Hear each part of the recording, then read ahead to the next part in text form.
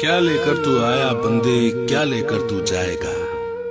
सोच समझकर कर्म कर अपने, तू ही तो अपने कर्मों का फल पाएगा। क्या लेकर तू आया बंदे, क्या लेकर तू जाएगा। जैसा तू बोएगा वैसा ही फल पाएगा।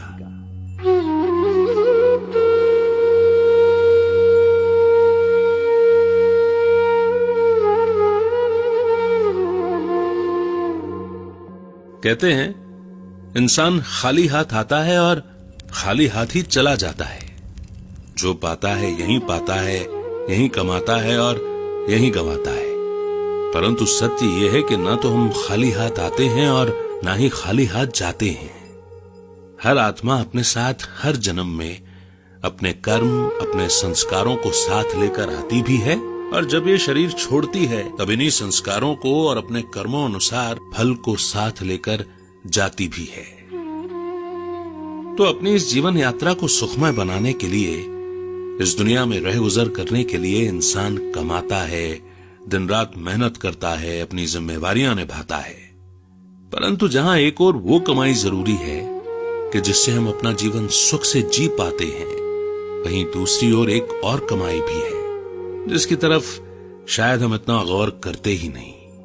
सिर्फ बाहरी दुनिया में कमाने और बहुत कुछ पाने की चाहत लिए हम अपने जीवन काल में वो कमाई करना तो भूल ही जाते हैं जो हर जन्म हमारे साथ चलती है।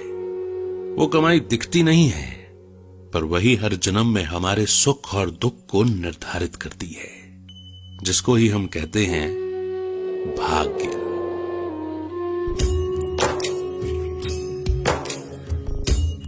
कैसे बनता है हमारा भाग्य? कौन लिखता है हमारा भाग्य? कौन बनाता है हमारा भाग्य? कैसे कोई कर्म पाप और कोई कर्म पुण्य बन जाता है? क्यों भाग्य दुर्भाग्य में बदल जाता है? क्या बिगड़ा हुआ भाग्य वापस बनाया जा सकता है? भगवान हमारे कर्म देखता है या फिर कुछ और? वो देश कोई जमीन नहीं ना चीजें आलीशान, वो देश तो है हम देशवासी जो करते कर्म महान, जो करते कर्म महान, जो करते कर्म महान। इंसान कर्म करने में मनमानी तो कर सकता है, परंतु फल भोगने में नहीं, क्योंकि कर्म करते वक्त हम उसके रिजल्ट, आउटकम को समझ ही नहीं पाते। पर अपने संस्कारों वश कर्म करके जहां एक और सुख भी पाते हैं, तो वहीं दूसरी ओर अपने ही कर्म कूटते भी हैं, अपनी ही कृतियों पर ताज्जुब भी खाते हैं। तभी तो बहुत इंपॉर्टेंस है इन कर्मों की हमारे जीवन में। परंतु एक सत्य यह भी है कि हम जो इन हाथों से करते हैं, जिसको ही हम आज दिन तक कर्म समझते आए हैं, वास्तव में ये हमारे कर्मों का फल निर्धारित नहीं करता। क्योंकि इंपॉर्टेंस कर्म की नहीं, बल्कि उसके पीछे हमारी इंटेंशन क्या है, हमारी भावना क्या है। इंपॉर्टेंस इस बात की होती है। यही भावनाएं हमारे कर्मों का फल निर्धारित करती हैं। यही भावनाएं जब शुद्ध होती हैं, निस्वार्थ होती हैं, तो साधारण कर्म से भी हमारा ऊंचा भाग्य बन जाता है। साधारण कर्म भी पुण्य कर्म बन जाता है।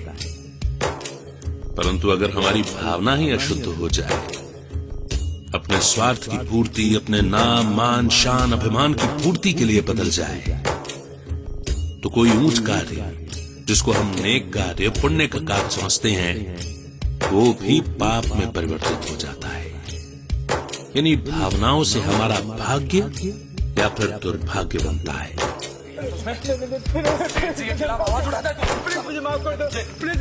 इन्हीं भावनाओं के कारण इंसान दूसरे से दुआ या फिर बद्दुआ कमाता है।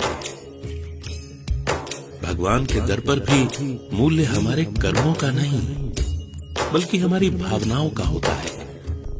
अब सोचने वाली बात यह है कि ये भावनाएं अच्छे से बुरे में आखिर बदल कैसे जाती हैं? तो इसका कारण है हमारी इच्छाएं। मजदूरों को कम मजदूरी देकर जबरन अंगूठा लगवाता है।